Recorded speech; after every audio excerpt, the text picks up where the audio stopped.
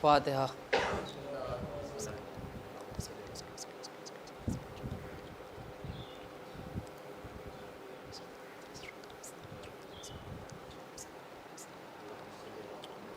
اعوذ باللہ السمیع العلیم من الشیطان اللعین الرجیم، بسم اللہ الرحمن الرحیم، الحمد للہ رب العالمین، الصلاۃ والسلام علی صاحب الدین والاسلام والحل والحرام والرکن والمقام والسجود والقیام والکتاب والقرآن والحق والبیان والمحبت والعرفان ونبینا وشفیعنا مولانا ومولا الثقلین محبوب رب المشرقین والمغربین جد الحسن والحسین ابی القاسم محمد وعلی اہل بیتہ الطیبین الطاہرین المعصومین المظلومین المنتخبین المنتجبین الذین اذھب اللہ عنہم الرجس وطہرہم تطہیرا ولعنۃ اللہ علی اعدائہم وقتلتہم وغاصبی حقوقہم ومنکری فضائلہم ومصائبہم وسخاوتہم وولایتہم وعظمتہم وعطشہم اجمعین من یومنا ھذا الی قیام یوم الدین، اما بعد فقط قال اللہ سبحانہ تبارک و تعالی فی کتابہ المجید وفرقانہ الحمید وقولہ الحق، بسم اللہ الرحمن الرحیم، هل اتی علی الانسان حین من الدہر لم یکن شیئا مذکورا۔ صلوات پڑھیں بر محمد۔ حضرت قرآن مجید کے مشہور اور معروف سورہ مبارک دہر کی ابتدائی آیت مبارکہ کو تلاوت کرنے کا شرف حاصل کیا ہے، جس میں خداوند عالم ارشاد فرما رہا ہے کہ کیا انسان پر ایک ایسا زمانہ گزرا کہ جب وہ قابل ذکر شے نہیں تھا۔ انسان کے اعتبار سے اگر ہم گفتگو کریں تو ہم سمجھتے ہیں کہ اس دنیا میں کوئی بھی ایسا انسان نہیں ہے کہ جو ناقابل ذکر نہ ہو۔ ہم تمام انسان بنی نوع بشر اپنے اعتبار سے ایک ایسے دور سے گزر چکے ہیں کہ جب ہمارا ذکر نہیں تھا، اور ایک ایسے دور سے گزریں گے کہ جب ہمارا ذکر نہیں ہوگا۔ لہذا ہمارا ناقابل ذکر ہونا کوئی حیرت انگیز مسئلہ نہیں ہے۔ ہم ناقابل ذکر تھے اور ناقابل ذکر رہیں گے۔ دو مرحلے ایسے کہ جس میں ناقابل ذکر تھے، اور اس کے درمیان ایک بہت مختصر سی مدت ہوتی ہے کہ جس میں انسان قابل ذکر ہونے کے لیے بہت سے اقدام انجام دیتا ہے۔ لہذا صاف الفاظ میں اللہ نے انسان کی حقیقت کو بیان کیا کہ یہ انسان ناقابل ذکر ہے۔ مگر یہ سورہ دہر ہے، اس کے اور بھی بہت سے نام ہیں، مثلا سورہ حل اتی بھی کہتے ہیں، سورہ انسان بھی کہتے ہیں۔ لہذا اللہ نے سورہ انسان میں انسان کی پر گفتگو کرتے ہوئے اس کے ناقابل ذکر ہونے کا تذکرہ کیا ہے۔ لیکن ایک موقع اور بھی ہے کہ جہاں اللہ انسان کے سلسلے سے گفتگو کر رہا ہے تو وہاں بات ہی کچھ اور بیان ہو رہی ہے۔ سورہ مبارک الرحمن میں اللہ کہہ رہا ہے الرحمن خلق الانسان علم القرآن خلق الانسان علمہ البیان، کہ وہ اللہ رحمان کہ جس نے علم قرآن کے ساتھ انسان کو خلق کیا اور اسے بیان کی تعلیم عطا کی۔ یعنی جب اللہ نے سورہ انسان میں انسان کا تذکرہ کیا تو اس نے کہا کہ یہ ناقابل ذکر انسان ہے، لیکن جب سورہ رحمان میں انسان کا تذکرہ کیا تو کہا کہ یہ وہ انسان ہے کہ جسے بیان کے ساتھ خلق کیا گیا ہے۔ اس کا مطلب یہ ہوا کہ جو سورہ انسان میں یاد کیا گیا وہ اور ہے، اور جنہیں سورہ رحمان میں یاد کیا گیا وہ اور ہے۔ صلوات پڑھیں بر محمد و آلہ۔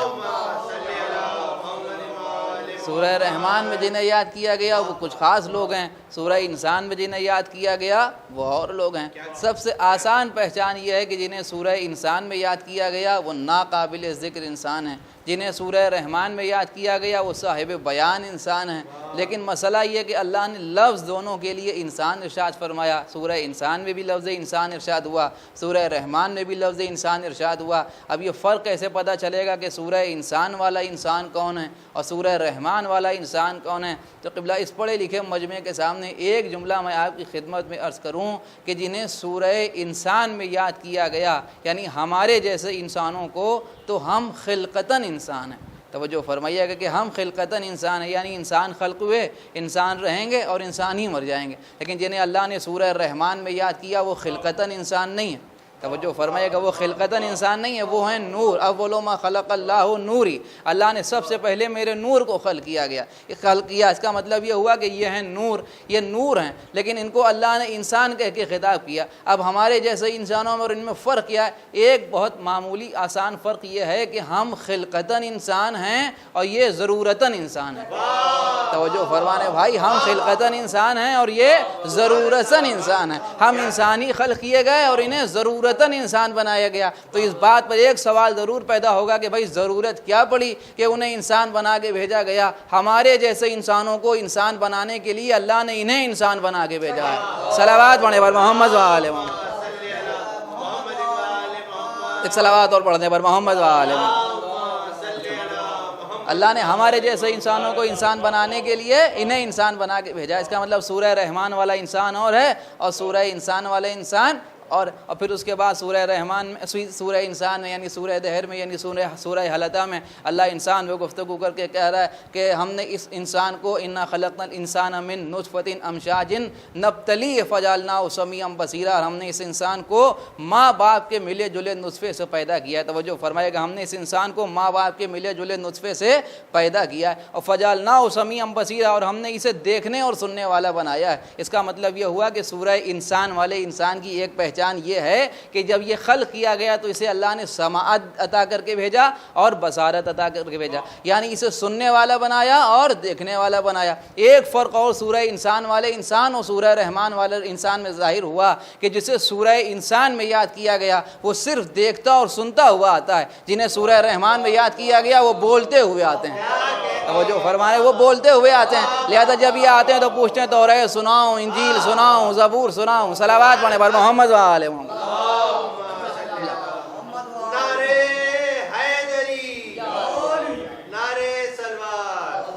توجہ فرمانے، لہذا اللہ نے ارشاد فرمایا فجعلناہ سمیعا بصیرا، ہم نے اسے سمیع اور بصیر بنا کے بھیجا۔ قبلہ پڑھے لکھے افراد تشریف فرمائیں، بات یہاں آپ کی خدمت میں عرض کروں، سمیعا بصیرا اللہ کہہ رہا ہے، لیکن اس سے پہلے لفظ ارشاد فرمائیں نبتلیہ، تاکہ ہم اسے آزمائیں، اس کا امتحان لیں۔ دیکھیے قبلہ، اس دنیا میں عام طور پر سب سمجھتے ہیں اس بات کو کہ اس پوری دنیا میں ایک مسئلہ بہت کامن ہے کہ آپ کسی سے پوچھئے کہ کیا کرتے ہیں، کہ صاحب ہم تو امتحان دے رہے ہیں۔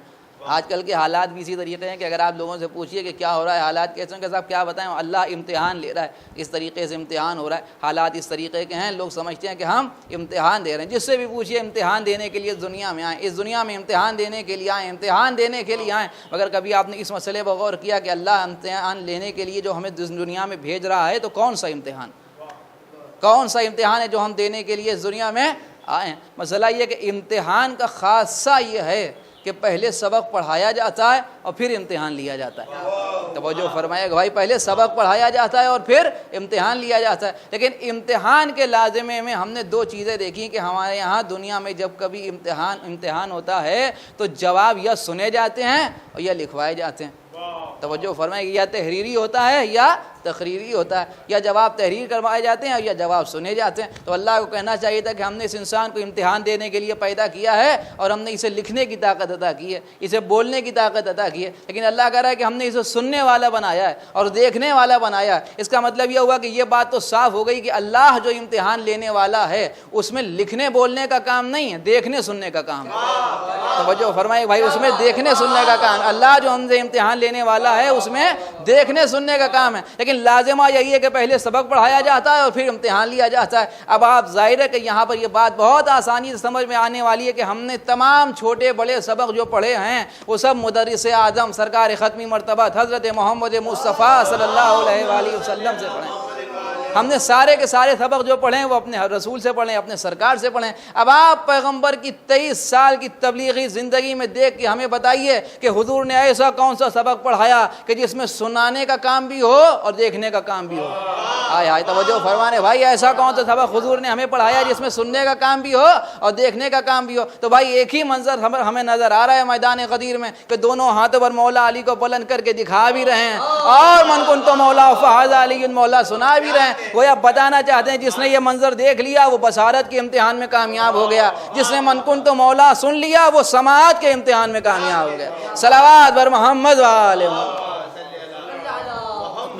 لہذا وہ سماعت کے امتحان میں کامیاب ہو گیا، اور آج تک ہماری مجالس میں، ہماری محافل میں، ہماری نشستوں میں ذکر اہل بیت ہوتا ہے، اور ذکر اہل بیت جب ہوتا ہے تو ذاکر ذکر کرتا ہے، سامعین سبحان اللہ کہتے ہیں، ماشاء اللہ کہتے ہیں، یعنی ذاکرین جب فضائل اہل بیت بیان کرتے ہیں تو سامعین اپنی طرف سے سبحان اللہ، ماشاء اللہ، جزاک اللہ کہتے ہیں، نعرے لگاتے ہیں، خوش ہوتے ہیں، داد دیتے ہیں۔ لوگ سمجھتے ہیں کہ یہ وقت ضائع ہو رہا ہے، میں یہ وقت ضائع نہیں ہو رہا ہے بلکہ مجمع اپنے کامیاب ہونے کی سند دے رہا ہے۔ صلوات پڑھیں بر محمد و آل محمد۔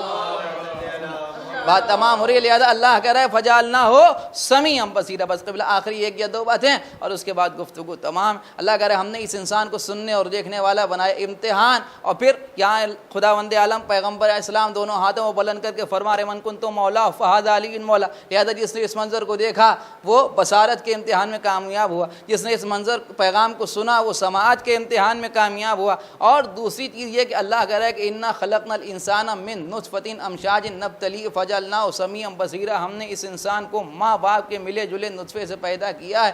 کیوں پیدا کیا؟ تاکہ اسے آزمائے، اور ہم نے اسے سمیع و بصیر بنایا ہے۔ لیکن مسئلہ یہ ہے قبلہ غور کرنے کی بات یہ کہ یہ خلقتاً انسان جو ہیں ان کا تذکرہ اللہ نے کیا، اور پھر اس کے بعد جنہیں اللہ نے ضرورتاً انسان بنا کے بھیجا انہیں سورہ رحمان میں یاد کیا۔ تو فرق بہرحال یہاں سے بات شروع ہوئی تھی کہ جو فرق ہے خلقتاً اور ضرورتاً انسان میں وہ یہ کہ ہم خلقتاً انسان بنا کے بھیجے گئے اور یہ ضرورتاً انسان بنا کے بھیجے گئے، اس لیے کہ ہمارے جیسے انسانوں کو انسان بنایا جا سکے۔ مگر بھائی لازمہ یہ ہے کہ انسان کو انسان بنانے کا حق اسی کو ہے کہ جو انسان کی خلقت سے بھی واقف ہو اور انسان کی فطرت سے بھی واقف ہو۔ بس قبلہ اس مسئلے کو سمجھ لیں اور بات یہیں پر تمام ہو جائے کہ انسان کی خلقت سے واقف ہونا بھی ضروری ہے اور فطرت سے واقف ہونا بھی ضروری ہے۔ اس لیے کہ مسئلہ یہ ہے کہ کوئی بھی شے جو وجود میں ہے، یعنی اس دنیا میں جو بھی شے وجود میں ہے وہ دو کیفیتوں سے خالی نہیں ہے، ایک اس کی خلقت اور دوسرے اس کی فطرت۔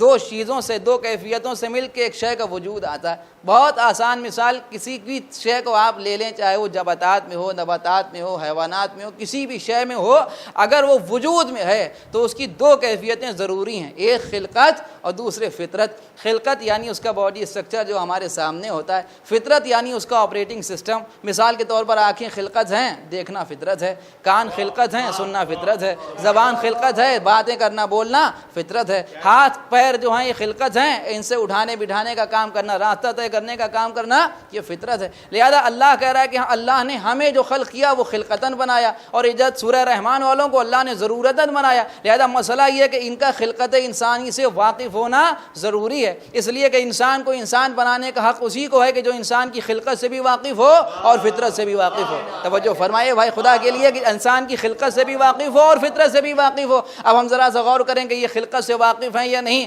تو ہم نے جب اس مسئلے کو ڈھونڈنے کے لیے نہج البلاغہ کا سہارا لیا تو پہلے ہی خطبے پر نظر پڑی۔ اب جو پہلے خطبے پر نظر پڑی تو وہ منبر پر فرما رہے تھے اللہ نے آدم کا پتلا یوں بنایا، آسمان کو یوں خلق کیا، اور زمین یوں بنائی، اور آسمان یوں بنایا، اور یہ ہوا، یہ ہوا، یہ ہوا۔ یہ ساری باتیں بیان ہو رہی تھیں۔ جب خطبہ تمام ہونے لگا تو خطبہ تمام ہوتے ہوتے ہم نے ایک غیر مسلم شخص کی آواز سنی، تاریخ نے جس کا نام گبن لکھا، وہ یہ کہتا ہوا نظر آ رہا تھا کہ جس نے یہ باتیں بیان کی ہیں یا تو دنیا اس کے سامنے بنی ہے اور یا اس نے اپنے ہاتھوں سے بنائی ہے۔ توجہ فرمانے بھائی، یا تو دنیا اس کے سامنے بنی ہے یا اس نے اپنے ہاتھوں سے بنائی ہے۔ لیکن قبلہ وہ عیسائی ہے، توجہ کیجئے گا، وہ عیسائی ہے، وہ مسلمان نہیں ہے، وہ شیعہ نہیں ہے، وہ جناب امیر کو ویسا نہیں مانتا کہ جیسا ہم آپ مانتے ہیں، لیکن میں سمجھتا ہوں کہ وہ کہہ رہا ہے کہ یا ایسا ہوا اور یا ایسا ہوا۔ لیکن میں قبلہ آج کی رات ایک جملہ آپ کی خدمت میں عرض کروں کہ وہ کہہ رہا ہے کہ یا دنیا ان کے سامنے بنی یا انہوں نے اپنے ہاتھوں سے بنائی۔ بھیا مسئلہ یہ ہے کہ انہی کے سامنے بنی ہے اور انہی کے ہاتھوں سے بنی ہے۔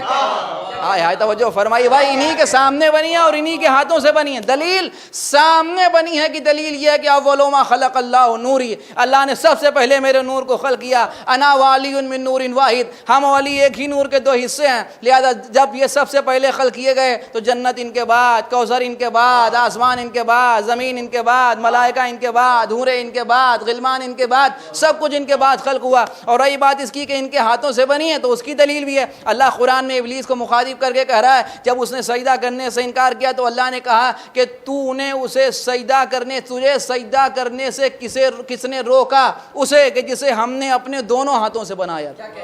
نہیں بھائی آپ نے غور نہیں فرمایا، اللہ کہہ رہا ہے کہ تجھے کس نے روکا؟ ما منع کا، کس نے روکا تجھے؟ کس نے منع کیا؟ کون سی شے مانے ہوئی تجھے اسے سجدہ کرنے میں کہ جسے ہم نے اپنے دونوں ہاتھوں سے بنایا تھا؟ اب یا تو ہمیں امت مسلمہ اللہ کے ہاتھ دکھا دے اور یا پھر علی کو ید اللہ تسلیم کر لے۔ توجہ فرمانے بھائی، یا تو مولا علی کو ید اللہ تسلیم کر لے۔ اس کا مطلب یہ ہوا کہ مولا علی جناب امیر منبر کوفہ پر فرما رہے ہیں کہ یہی وہ دو ہاتھ ہیں کہ جنہوں نے خمیر آدم گوندھا ہے۔ تو اللہ بات آگے تو یہاں پر ایک پہلو کی طرف اشارہ کروں اور بات تمام ہو جائے کہ اللہ نے ابلیس سے یہ کہا کہ تجھے کس نے روکا، کس نے منع کیا، کون سی شے مانے ہوئی اس امر میں کہ تو اسے سجدہ کر کہ جسے ہم نے اپنے دونوں ہاتھوں سے بنایا ہے۔ حالانکہ اللہ قرآن مجید میں جب اس مسئلے کا تذکرہ کر رہا ہے تو ابلیس کا جواب بھی اللہ نے قرآن میں تذکرہ کیا کہ اس نے کہا کہ میں اسے سجدہ کیوں کروں کہ جسے تو نے مٹی سے بنایا ہے اور مجھے آگ سے بنایا ہے۔ توجہ فرمانے بھائی، اللہ نے قرآن مجید میں جب یہ تذکرہ کیا تو اس نے کہا کہ میں اسے سجدہ کیوں کروں کہ جسے تو نے مٹی سے بنایا ہے اور مجھے آگ سے بنایا ہے۔ تو حالانکہ جواب اللہ کو یہ دینا چاہیے تھا، چونکہ ابلیس کے قیاس کے مطابق مسئلہ یہ تھا کہ وہ سمجھتا تھا کہ آگ افضل ہوتی ہے، مٹی مفضول ہوتی ہے، لہذا میں آدم سے افضل ہوں، میں آدم کو سجدہ کیوں کروں؟ لہذا اللہ نے کہا کہ تو نے اسے سجدہ کیوں نہ کیا جسے میں نے اپنے دونوں ہاتھوں سے بنایا؟ یعنی اللہ نے آگ اور مٹی کی بحث کو تمام ہی کر دیا، یا یوں کہیے کہ خداوند رحمان اور رحیم کو ابلیس کے سجدہ نہ کرنے پر غیظ اس بات پر نہیں آیا کہ یہ اسے سجدہ کرنے کو تیار کیوں نہیں ہے کہ جسے ہم نے مٹی سے بنایا ہے، بلکہ اللہ کو غیظ اس بات پر آیا کہ یہ اسے سجدہ کرنے کو تیار کیوں نہیں ہے کہ جسے ہم نے اپنے دونوں ہاتھوں سے بنایا ہے۔ ہاں توجہ فرمانے بھائی، جسے ہم نے اپنے دونوں ہاتھوں سے بنایا ہے، اس کا مطلب یہ ہوا کہ خدا کو بڑا غیظ آتا ہے اس وقت کہ جب کوئی اس کا انکار کر دے کہ جسے دونوں ہاتھوں سے بنایا گیا ہو۔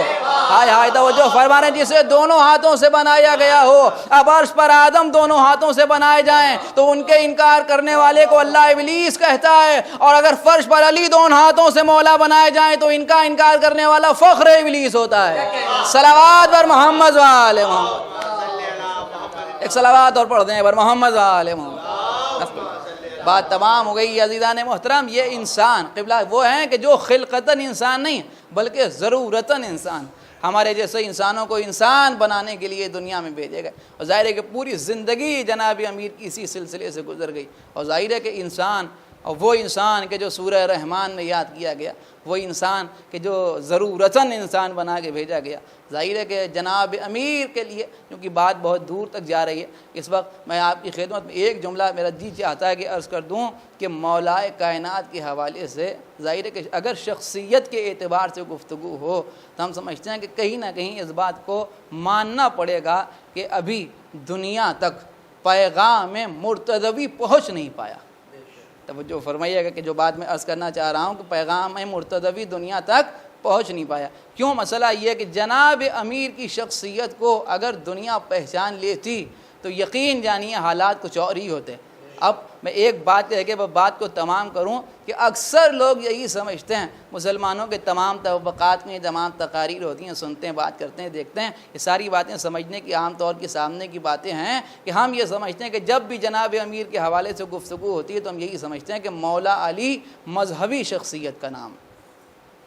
اپنے اعتبار سے لوگ مولا علی کو بیان کرتے ہیں، مثلا شیعوں میں گفتگو ہوتی ہے تو خلیفہ بلا فضل کہتے ہیں، پہلا امام کہتے ہیں، دوسرے لوگ چوتھا خلیفہ سمجھتے ہیں، صوفی اپنے اعتبار سے ولی مانتے ہیں، دیگر اپنے اعتبار سے لوگ تسلیم کرتے ہیں، لیکن کہیں نہ کہیں ایک بات سامنے آتی ہے کہ مولا علی کو لوگ مذہبی شخصیت کے اعتبار سے سمجھتے ہیں، لیکن میں سمجھتا ہوں کہ جناب امیر کے لیے ذاتی طور پر عرفانی اعتبار سے، معرفت کے اعتبار سے گفتگو ہو تو وہ ایک الگ مسئلہ ہے، لیکن ایک دنیاوی اعتبار سے اگر بات ہو تو زمانے کو سمجھنا چاہیے کہ علی مذہبی شخصیت کا نام نہیں ہے، عالمی شخصیت کا نام ہے۔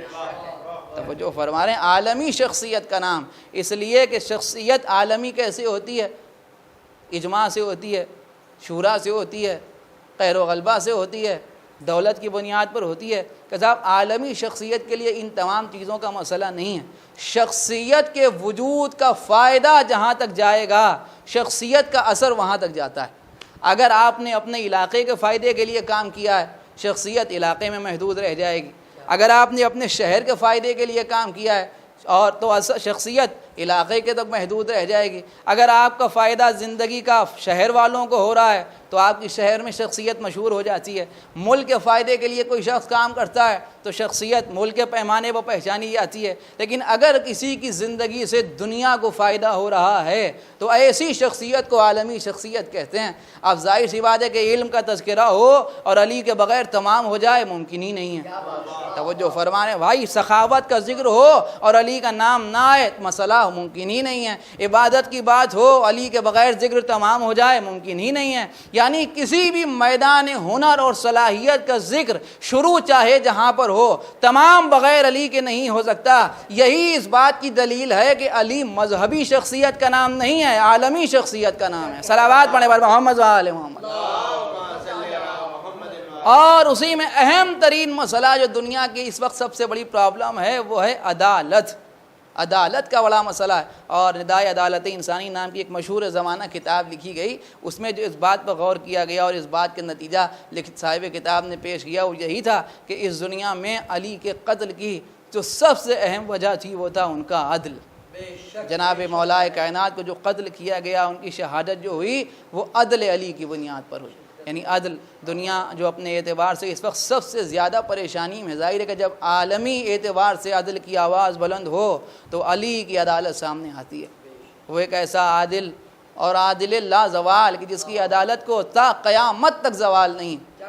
ایسا عادل اس روئے زمین نے نہیں دیکھا کہ جس نے ایسی حکومت عدالت قائم کی کہ جس کی حکومت میں نہ کوئی بھوکا تھا, جس کی حکومت میں نہ کوئی بے لباس تھا, جس کی حکومت میں نہ کوئی بے مکان تھا. ایسا عادل حکمران تھا. لیکن ایک بات تو قبلہ قتل جناب امیر کی سازش نے واضح کر دی. بہت توجہ کیجیے گا, بہت توجہ چاہتا ہوں. ہو سکتا ہے کوئی بات اس جملے میں ہو جو بات میں عرض کرنا چاہتا ہوں کہ ایک بات جناب امیر کی قتل کی گہری سازش رچی گئی اس نے واضح کر دی کہ اس دنیا کے تخت پر بیٹھانے والے لوگوں میں سب سے زیادہ کردار اسی دنیا کی رعایا کا ہوتا ہے. اگر یہ دنیا چاہے تو علی جیسے عادل کو بھی تخت پر بٹھا سکتی ہے, اور اگر یہ دنیا چاہے تو معاویہ جیسے ظالم کو بھی بٹھا سکتی ہے. توجہ فرمائیے گا اس مسئلے پر. اس کی سب سے بڑی دلیل یہی ہے کہ اگر عدالت علی سے لوگ پریشان, ظاہر سی بات ہے کہ خلق ظلم پریشان نہ ہوتا تو جناب امیر کی شہادت نہ ہوتی. اور اگر جناب امیر کی شہادت کے بعد امام حسن مجتبیٰ 6 مہینے کے لیے انہیں تخت خلافت پر جو موقع ظاہری طور پر ملا, پھر اس کے بعد ان کے خلاف جو سازش ہوئی اس بات کی دلیل ہے کہ حلقہ ظلم نہیں چاہتا تھا کہ نظام عدل قائم ہو. لہذا جناب امیر کی شہادت کی سازش رچی گئی. میں کیا آپ کی خدمت میں عرض کروں, یہ جناب امیر اور مولا کائنات پر رونے رلانے کے دن ہیں, آنسو بہانے کے دن ہیں, گریہ کرنے کے دن ہیں. بہرحال حالات کا تقاضا یہی ہے کہ ہم ویسی عزاداری نہ کر سکے کہ جیسے ہمیں مولا امیر کی عزاداری کرنے کا حق تھا. آج 20ویں رمضان کی رات آ گئی. آج کی رات یعنی آج کا سویرا یعنی 20ویں رمضان کا جب سویرا نمودار ہوا اس وقت سے جناب امیر نے وصیتیں کرنا شروع کی. علماء بیان کرتے ہیں اور آج یعنی 20ویں کی صبح کو صبح وصیت کہتے ہیں, اور آج کی یہ رات شب شہادت بھی ہے اور شب وصیت بھی ہے. صبح سے مسلسل جناب امیر نے وصیتیں فرمائیں, اپنے چاہنے والوں کو, اپنے بیٹوں کو, اپنے عزیزوں کو وصیتیں فرما رہے ہیں. کبھی زینب ام کلثوم سے وصیتیں فرما رہے ہیں, کبھی امام حسن مجتبیٰ سے وصیتیں فرما رہے ہیں, کبھی ملنے والے آ جاتے ہیں تو وصیتیں فرماتے ہیں. تاریخ کہتی ہے کہ 20ویں رمضان کا جب سویرا نمودار ہوا تو حجر ابن عدی جناب امیر کی ملاقات کرنے کے لیے, زیارت کرنے کے لیے لوگوں کو لے کے دروازے پر آئے. جب دروازے پر آئے تو جناب امیر نے محسوس کیا کہ دروازے پر کچھ لوگ آئے ہیں. امام حسن سے فرمایا میرے لال جا کے دیکھو کہ یہ کچھ لوگ دروازے پر آئے ہیں. جناب امام حسن مجتبیٰ نے آ کے دروازے پر دریافت کیا تو معلوم ہوا حجر آئے ہیں, اور ہاتھوں کو جوڑ کے کہنے لگے کہ آقا سے پوچھیے کہ ہمیں بھی اذن باریابی ملے گا. امام حسن مجتبیٰ جناب امیر کے پاس آئے, فرمانے لگے بابا حجر آئے ہیں, آپ کے چاہنے والے آپ سے ملاقات کرنا چاہتے ہیں. فرمایا ہاں, اہل حرم کو پس پردہ بھیجا جائے اور اس کے بعد حجر ابن عدی اور دیگر چاہنے والوں کو بلایا گیا۔ تاریخ کہتی ہے کہ ایک شخص آتا تھا، حضرت کو سلام کرتا جاتا تھا، امام اسے جواب سلام دیتے جاتے تھے، اور آخر میں وہ منظر آیا کہ حجر ابن عدی امام کے سامنے آئے، حضرت کو سلام کیا، امام نے حجر ابن عدی کو علیہ السلام کہہ کے جواب دیا تو حجر پوچھنے لگے آقا آپ کیسا مزاج ہے؟ عزیزوں یہ پوچھنا تھا کہ جناب امین نے ایک جملہ ارشاد فرمایا، فرمانے لگے کہ مزاج کیا پوچھتے ہو، اب اللہ کی بارگاہ میں حاضری کا وقت قریب آ رہا ہے، اب اس دنیا سے کوچ کا وقت قریب آ رہا ہے۔ تاریخ ایسی ہے کہ جیسے ہی جناب حجر ابن عدی نے امام جناب مولا کائنات نے حجر ابن عدی کا جواب دیا تو حجر ابن عدی گریہ فرمانے لگے، رونے لگے۔ حضرت فرماتے ہیں رو نہیں، گریہ نہ کرو، ہم نے تمہیں اللہ کے حوالے کیا۔ اور پھر اس کے بعد جب پس پردہ بیٹیاں بے چین ہونے لگیں تو امام نے فرمایا کہ اب ہماری بیٹیاں ملنا چاہتی ہیں، لہذا ایک ایک ناصر رخصت ہونے لگا۔ تاریخ کہتی ہے کہ پھر وہی منظر تھا، ایک ایک صحابی حضرت کو سلام کرتا تھا اور بیت الشرف سے باہر چلا جاتا تھا۔ آخر میں حجر ابن عدی حضرت کو سلام کر کے واپس جانے لگے، لیکن دروازے پر پہنچ کے ایک مرتبہ حضرت کو رخ کے جو دیکھا تو دیکھا کہ حضرت کی آنکھوں سے زار و قطار آنسو جاری ہیں۔ بس عزیزو مجلس تمام اور یہ حضرت کی آنکھوں سے زار و قطار آنسو جاری ہیں۔ جیسے ہی حضرت کی آنکھوں سے جاری آنسوؤں کو دیکھا تو حجر نے چیخ مار کے گریہ کیا۔ حجر کا بآواز بلند رونا تھا کہ پس پردہ سیدانیاں گریہ کرنے لگیں۔ اب جو سیدانیاں گریہ کرنے لگیں تو مولا فرماتے ہیں ٹھہر جاؤ، صبر کرو، ابھی میں زندہ ہوں۔ یہ کہہ کہ حسن مجتبیٰ سے فرمایا میرے لال مجھے ذرا سہارا دے کے بٹھا دو۔ امام حسن نے سہارا دیا، مولا علی کو اٹھا کے بٹھایا گیا۔ ایک مرتبہ حضرت نے اپنے ہاتھوں سے پس پردہ اشارہ کیا، فرمانے لگے یہ پردے کے پیچھے سے جن بیویوں کے رونے کی آواز آ رہی ہے انہیں پہچانتے ہو؟ یہ نبی کی نواسیاں ہیں، یہ علی و فاطمہ کی بیٹیاں ہیں، اگر یہ ہمارے بعد کبھی کوفے آئیں تو ان کو خیال تو رکھو گے نا۔ یہ کہہ کے علی کی آنکھوں سے پھر اشکوں کا سیلاب رواں ہو گیا۔ عجب نہیں وہ منظر علی کی نگاہوں میں گھوما ہو کہ وہ 40 ہجری کا کوفہ ہے اور وہ 61 ہجری کا کوفہ کہ جہاں ہاتھ پسے گردن سے بندھے ہوئے ہیں، بازاروں میں زینب میں کلثوم بے مخنا و چادر پھرائی جا رہی ہیں، منادی ندا دے رہا ہے جنہیں تماشا دیکھنا ہو دیکھ لے، یہ علی و فاطمہ